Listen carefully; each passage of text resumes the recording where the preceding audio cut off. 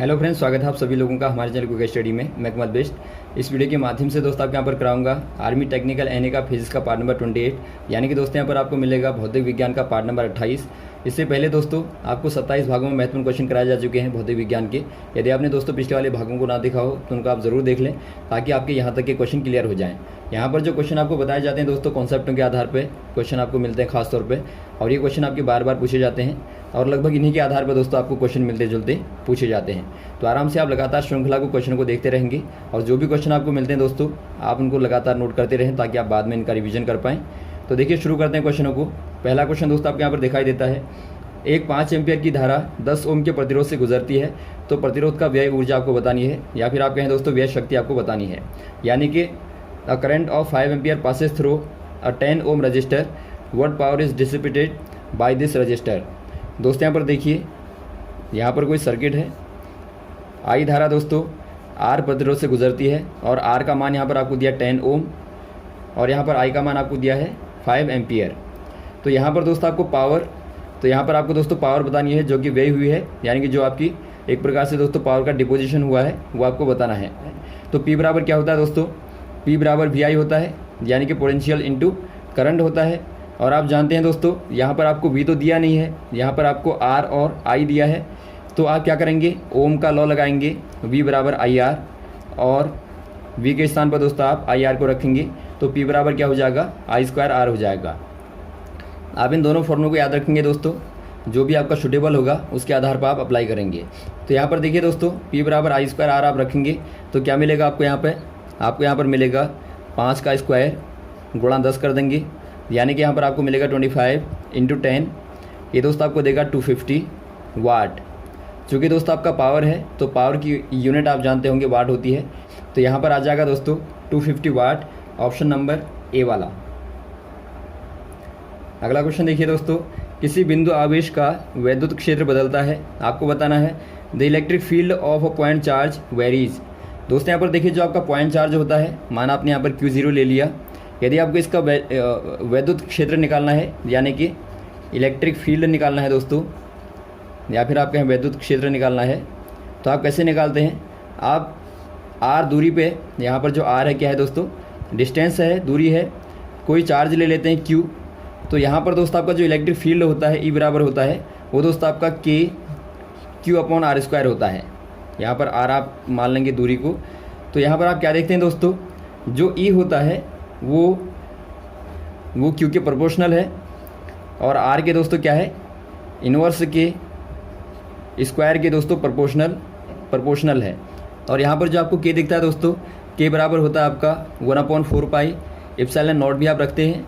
यदि आप इसका मान देखेंगे तो आपका होता है 8.99 इंटू 10⁹ होता है दोस्तों न्यूटन मीटर का स्क्वायर अपॉन कूलाम का स्क्वायर।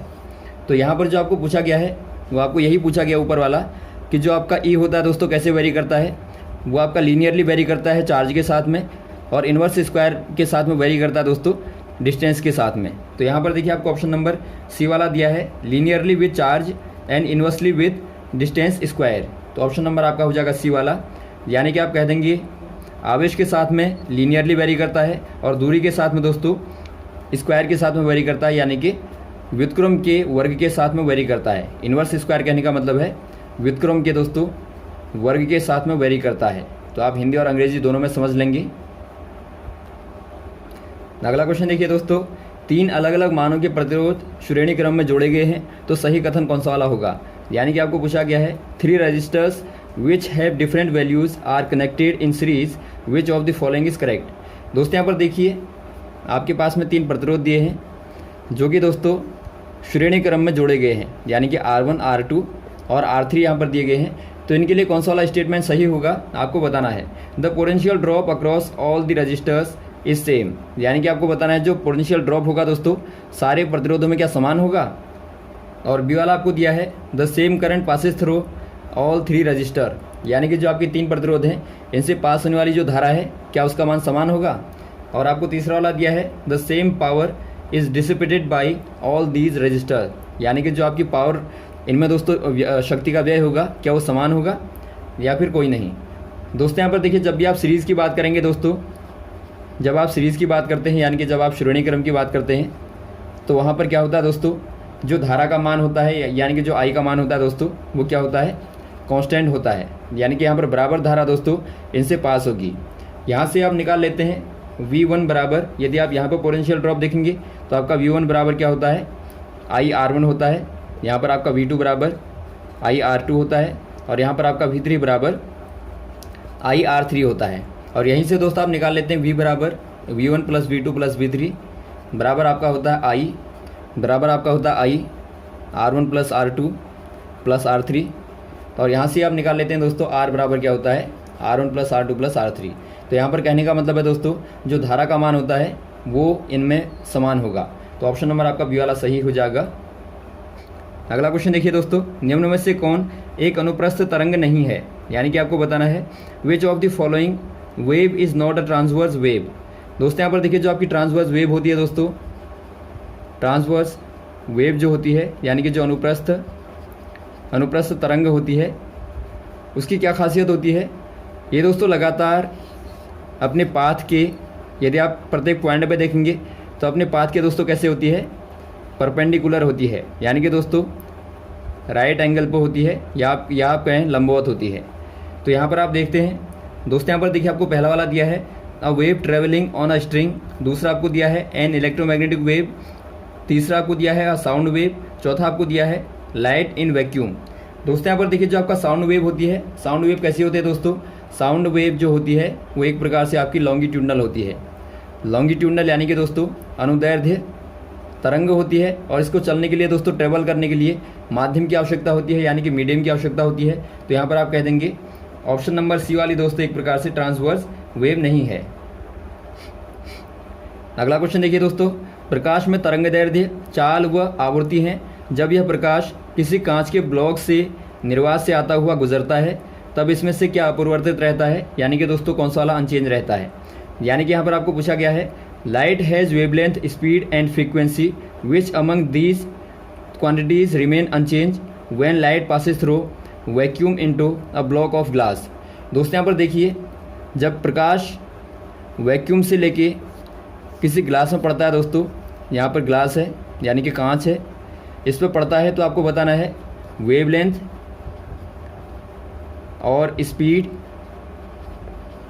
और फ्रीक्वेंसी, तीनों में से दोस्तों कौन सी वाली चीज़ अनचेंज रहेगी यानी कि अपरिवर्तित रहेगी। ये दोस्तों बार बार पूछा जाता है ये क्वेश्चन, आपका ध्यान देंगे आप। यहाँ पर देखिए दोस्तों जब प्रकाश यहाँ से यहाँ आएगा तो आप देखते हैं कि ये आपका दोस्तों वैक्यूम क्या होता है, वैक्यूम यदि आप बात करें कांच की तुलना में दोस्तों क्या है, विरल माध्यम है यानी कि आपका लाइटर मीडियम है। और आप ये देखते हैं दोस्तों आपका सघन माध्यम है यानी कि डेंसर मीडियम है। तो यहाँ पर आप क्लियर देखते हैं दोस्तों, यदि प्रकाश यहाँ से यहाँ आएगा तो यहाँ पर चाल जो हो जाएगी यानी कि स्पीड जो हो जाएगी दोस्तों क्या हो जाएगी, स्लो डाउन हो जाएगी। और स्पीड के कम होने से दोस्तों क्या हो जाएगा, और इससे क्या होगा दोस्तों, जो वेवलेंथ है, वेवलेंथ दोस्तों एक प्रकार से शॉर्ट हो जाती है यानी कि कम हो जाती है। और इससे दोस्तों क्या होता है, जो फ्रीक्वेंसी होती है वो दोस्तों पहले जितनी थी उतनी ही रहती है। यानी कि आप कह देंगे दोस्तों जो आवृत्ति का मान होता है एक प्रकार से क्या होता है, कांस्टेंट होता है, या फिर आप कहें दोस्तों अनचेंज रहता है। मान लीजिए दोस्तों पहले यहाँ पर ज़्यादा स्पीड थी और फ्रीक्वेंसी इस प्रकार से थी, माना आपके 50 साइकिल मान लीजिए आपका 1 सेकंड में थे। और बाद में दोस्तों क्या हुआ, बाद में चूँकि स्पीड कम हो गई दोस्तों और साथ में वेवलेंथ भी कम हो गई, यानी कि जो आपकी वेवलेंथ है यहाँ पे यहाँ से लेके यहाँ तक की, इनको आप यदि छोटी कर दें तो यहाँ पर दोस्तों आपके बाद में भी क्या हो जाएंगे, नंबर ऑफ साइकिल बराबर हो जाएंगे यानी कि 50 साइकिल के बराबर हो जाएंगे। तो इसी को आप कहेंगे दोस्तों फ्रीक्वेंसी क्या रहती है, एक प्रकार से अनचेंज रहती है। तो यहाँ पर आप कह देंगे दोस्तों जो फ्रीक्वेंसी होगी वो आपकी अनचेंज रहेगी यानी कि अपरिवर्तित रहेगी। तो ऑप्शन नंबर आपका पहला वाला हो जाएगा, ए वाला हो जाएगा, ए वाले में आप टिक कर देंगे। अगला क्वेश्चन देखिए दोस्तों, एक पतले उत्तल लेंस की फोकस दूरी 27 सेंटीमीटर है, एक वस्तु 9 सेंटीमीटर पर उसके सामने रखी गई है, तो प्रतिबिंब की प्रकृति क्या होगी। आपको बताना है दोस्तों, a converging thin lens has a focal length of 27 centimetre and object is placed 9 centimetre from the lens, nature of image. दोस्तों यहाँ पर देखिए, यहाँ पर कोई आपके पास में दोस्तों कन्वर्जिंग लेंस है यानी कि आपके पास में उत्तल लेंस है और इसके सामने दोस्तों 9 सेंटीमीटर में कोई ऑब्जेक्ट को रखा गया है यानी कि u बराबर आपको दिया है, u बराबर 9 सेंटीमीटर, और फोकल जो लेंथ है दोस्तों वो आपको 27 सेंटीमीटर दी है यानी कि जो आपकी f बराबर है 27 सेंटीमीटर है। आप जानते हैं दोस्तों, जो आपका कन्वर्जन लेंस से होता है यानी कि जो आपका उत्तर लेंस से होता है, उसके लिए फॉर्मूला होगा 1/v माइनस प्लस 1/u बराबर 1/f हो जाएगा। तो यहाँ से आप निकाल लेंगे 1/v बराबर क्या हो जाएगा दोस्तों, यानी कि जो आपकी इमेज बनेगी कहाँ पर बनेगी, 1/v बराबर हो जाएगा दोस्तों आपका 1/f माइनस 1/u। तो यहाँ पर आप मान रखेंगे, चूँकि दोस्तों यहाँ पर देखिए आपका फोकल लेंथ भी पॉजिटिव है और u भी आपका दोस्तों पॉजिटिव है, तो आप इनको ऐसे ही रख देंगे 1/27 माइनस 1/9 कर देंगे दोस्तों। तो यहाँ पर आपको क्या मिलेगा दोस्तों, यहाँ पर आपका देखिए 9 3 से आप गुणा कर देंगे ऊपर नीचे, तो यहाँ पर आपको मिलता है, तो यहाँ पर आपको मिलता है दोस्तों -2/27, यानी कि यदि आप v निकालेंगे दोस्तों तो आपका आएगा -27/2 आएगा। यहाँ पर चूँकि आपको दोस्तों नेचर बताना है तो आप माइनस को देखेंगे, माइनस का मतलब है दोस्तों आपका क्या बनेगा, वर्चुअल बनेगा, वर्चुअल बनेगा, काल्पनिक बनेगा। तो ऑप्शन नंबर आपका हो जाएगा बी वाला वर्चुअल। यदि आपको दोस्तों शॉर्ट में निकालना है तो आप एक चीज़ को याद रखेंगे यहाँ पे, जब भी दोस्तों यदि आप बात करें वर्चुअल इमेज की बात करें दोस्तों, ये हमेशा ही आपका डाइवर्जेंट लेंस में बनता है, यानी कि दोस्तों एक प्रकार से कॉनकेव लेंस में बनता है या फिर आपका अवतल लेंस में बनता है। और साथ में दोस्तों यदि आपका कन्वर्जेंट में बनेगा तो वहाँ पर क्या होगा दोस्तों, वहाँ पर जो फोकल लेंथ होगी वो दोस्तों हमेशा ही जो ऑब्जेक्ट की लेंथ है, जो मेन बिंदु से ऑब्जेक्ट की लेंथ है उससे दोस्तों फोकल लेंथ बड़ी होगी, यानी कि f ग्रेटर होगा दोस्तों u से, तो वहाँ पर हमेशा क्या बनेगा, ये आपका दोस्तों वर्चुअल बनेगा। यदि आपका f दोस्तों स्मॉल होगा u से तो हमेशा क्या बनेगा, रियल बनेगा, यानी कि वास्तविक बनेगा। तो आप याद रखेंगे। तो यहाँ पर आप देखते हैं 27 क्या था दोस्तों, ये आपका 9 से बड़ा था, तो यहाँ पर क्लियर हो जाता आपको, यहाँ पर आपको वर्चुअल ही मिलेगा। तो आप याद रखेंगे इसको, तो आराम से आप निकाल लेंगे। अगला क्वेश्चन देखिए दोस्तों, एक प्रकाश की किरण किसी कांच के ब्लॉक में आपतित होती है, यदि कांच का अपवर्तनांक वायु से अधिक है तो कांच में प्रकाश की तरंगदैर्ध्य होगी। यानी कि दोस्तों यहाँ पर आपको पूछा गया है, a beam of light is incident on large block of glass, the index of refraction of a glass is greater than 1 wavelength of the light in the glass. दोस्तों यहाँ पर देखिए आपको थोड़ी देर पहले बताया था, जब ग्लास में दोस्तों यहाँ पर मान लीजिए आपका एयर है और ये आपका ग्लास है। ग्लास आप जानते हैं दोस्तों क्या है, डेंसर मीडियम है, ये आपका लाइटर मीडियम है। यहाँ से दोस्तों प्रकाश आएगा और यहाँ पर गिरेगा तो क्या होगा, जो वेवलेंथ है दोस्तों आपने देखा था, वेवलेंथ क्या हो जाती है दोस्तों, यहाँ की तुलना में यहाँ पर शॉर्टेस्ट हो जाती है, यानी कि दोस्तों जो तरंगदैर्ध्य होगी वो दोस्तों यहाँ पर जाने पे छोटी हो जाती है, या फिर आप कहें दोस्तों लघु हो जाती है। और जो प्रकाश की चाल होगी दोस्तों, स्पीड ऑफ लाइट होगी, वो भी आप देखते हैं कम हो जाती है, यानी कि डिक्रीज हो जाती है। और जबकि आप फ्रीक्वेंसी को देखेंगे दोस्तों, यानी कि आवृत्ति को देखते हैं, तो आवृत्ति क्या रहती है दोस्तों, अनचेंज रहती है।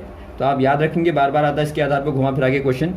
तो यहाँ पर आपने देखा दोस्तों, जो वेवलेंथ हो जाएगी वो शॉर्टेस्ट देन हो जाएगी यहाँ के दोस्तों। मान लीजिए यहाँ पर आपकी λ1 थी, तो यहाँ पर आपकी λ2 हो जाएगी, और आप देखेंगे λ2 दोस्तों क्या हो जाएगी, λ1 से छोटी हो जाएगी। तो यहाँ पर ऑप्शन नंबर आपका हो जाएगा बी वाला। अगला क्वेश्चन देखिए दोस्तों, यदि किसी नियत मास यानी कि नियत द्रव्यमान की वस्तु पर लगा गया बल शून्य हो तो वस्तु का त्वरण होगा। आपको बताना है दोस्तों, if the resultant force acting on a body of constant mass is 0 then the acceleration is. दोस्तों यहाँ पर देखिए, यदि आपने जो अप्लाई फोर्स से किया दोस्तों, जो आपका रिजल्टेंट फोर्स इक्वल टू 0 है, तो यहाँ पर दोस्तों आपका जो एक्सेलरेशन होगा वो क्या हो जाएगा, हमेशा ही दोस्तों आपका 0 होता है। क्योंकि आप जानते हैं जो त्वरण होता है दोस्तों एक प्रकार से F बराबर ma होता है। यदि आप यहाँ पर देखें मास आपका कांस्टेंट रहा तो a बराबर क्या होता है दोस्तों, F/m होता है। यदि आप F बराबर 0 कर दें तो a बराबर क्या हो जाएगा दोस्तों, आपका 0 ही हो जाएगा, यानी कि त्वरण का मान भी 0 हो जाएगा। तो यहाँ पर आप कह देंगे दोस्तों ऑलवेज 0, यानी कि 0 हो जाएगा, ऑप्शन नंबर सी वाला। तो यहाँ तक दोस्तों आप क्वेश्चन को तैयार करेंगे, इसके बाद में आपको नेक्स्ट वाले पार्ट में आगे वाले क्वेश्चन को कराएंगे। ओके, थैंक्स, जय हिंद, जय भारत।